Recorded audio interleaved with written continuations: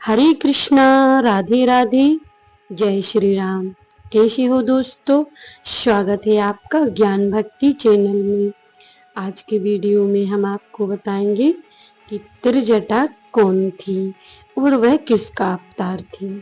पिछले वीडियो में हमने आपको बताया था कि त्रिजटा से रावण क्यों डरता था, और आज के वीडियो में मैं आपको बताऊंगी कि त्रिजटा किसका अवतार है। तो प्राचीन समय में त्रिजटा माता सीता की सेवा करती थी, ऐसा आप सभी जानते ही हो। जब रावण ने सीता को हरकर अशोक वाटिका में रख दिया था, तब त्रिजटा ने उनकी अच्छे से देखभाल की थी। उस सभी राक्षसों से माता सीता की सेवा करवाने को कहा था, और वह स्वयं ही माँ सीता की सेवा करती थी। आखिर त्रिजटा को माता सीता की सेवा करने का सौभाग्य क्यों प्राप्त हुआ? वह राक्षस कुल में रहकर भी भगवान की भक्त क्यों थी? इसका क्या कारण था? आइए जानते हैं इसका रहस्य। त्रिजटा पूर्व जन्म में एक अप्सरा थी, लेकिन वह राक्षसी कैसे बनी? आइए जानते हैं इस कथा में। प्राचीन समय में त्रिजटा एक अप्सरा थी। वह इंद्र की सभा में नृत्य किया करती थी। उसका नाम सुलेखा था। सुलेखा एक चित्रसेन नामक गंधर्व से प्रेम करती थी। वह दोनों इंद्र की सभा में रोज नृत्य किया करते थे और सभी का मनोरंजन किया करती थी। एक दिन सुलेखा को आभास हुआ कि वह चित्रसेन से बिछड़ने वाली है, इसीलिए वह रोने लगी। यह देखकर सभा में बैठे हुए नारद जी उनके पास आए और सुलेखा से बोले कि तुम्हें रोने की आवश्यकता नहीं है, आगे भविष्य में जो होगा उससे तुम्हारा ही भला होगा। तब तो सुलेखा नारद जी से चिंतन मन से पूछने लगी कि हे मुनि, ऐसा क्या होने वाला है, कृपा करके आप बताइए।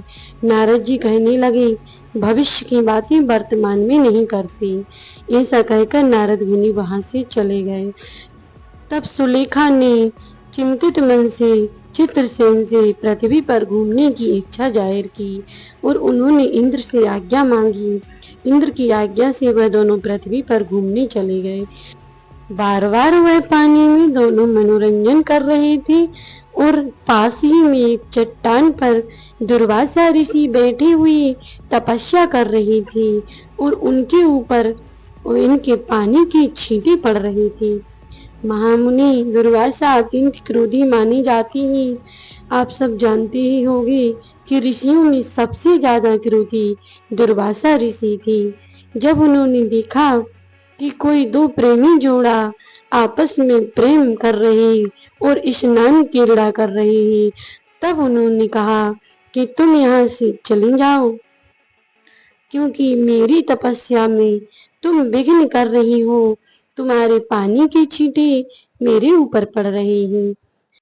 इस प्रकार जब दुर्वासा ऋषि ने सुलेखा से ऐसा कहा तो उन्होंने अनसुना कर दिया और वह दोनों अपने खेल में मस्त रहे।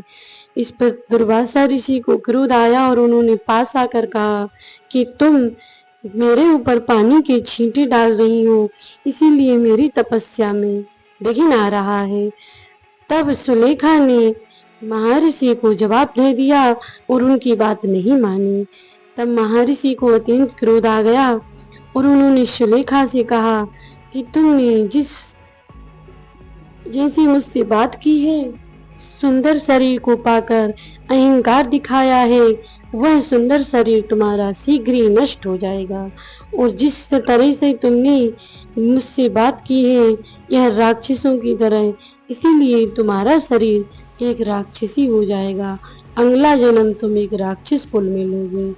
इस प्रकार का श्राप सुनकर सुलेखा अत्यंत भयभीत हो गई और अचानक उन्हें नारद मुनि की बात याद आई।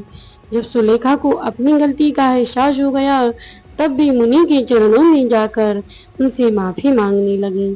उन दोनों ने मुनि के चरणों में जाकर अत्यंत आर्त दिन होकर प्रार्थना की कि हे मुनिवर, मुझे क्षमा करो, और दोनों रो रो कर मुनि से क्षमा याचना करने लगी।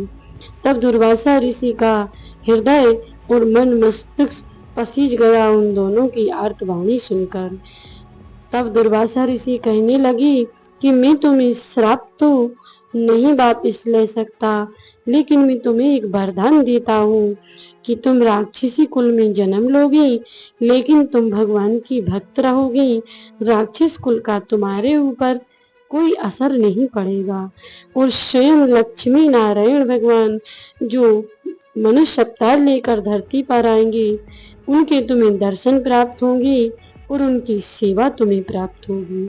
अगले जन्म में राक्षस कुल में उसने त्रिजटा के रूप में अवतार लिया था और माता सीता की उसने सेवा की थी और भगवान श्री राम के दर्शन भी उसे प्राप्त हुए थे और इसीलिए माता सीता उसको त्रिजटा को माँ कहकर बुलाती थी।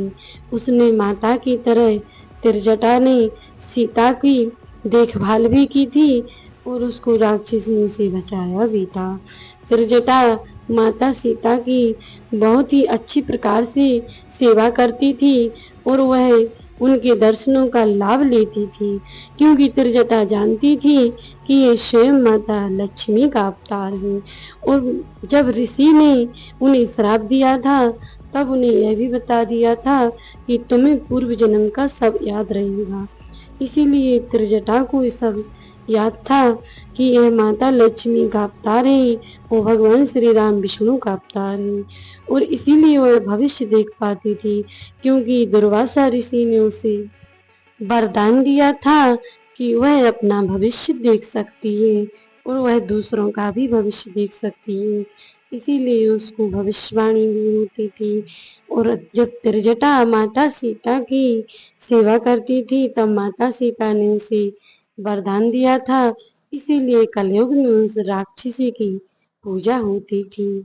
तो कैसे एक अप्सरा एक राक्षस कुल में जन्म लिया और कैसे उन्हें दुर्वासा ऋषि ने श्राप दिया था, यह जानकारी आपको कैसी लगी कमेंट करके जरूर बताइएगा। और यदि वीडियो पसंद आई हो तो एक लाइक करके चैनल को सब्सक्राइब कर लेना और कमेंट बॉक्स में जय श्री राम तो जरूर लिख देना। और जो भी मेरे चैनल पर नए हो तो चैनल को सब्सक्राइब करके घंटी का बटन ऑन कर देना, ताकि मैं जो भी जानकारी लेकर आऊं उसकी सबसे पहले नोटिफिकेशन आपके पास पहुंचे।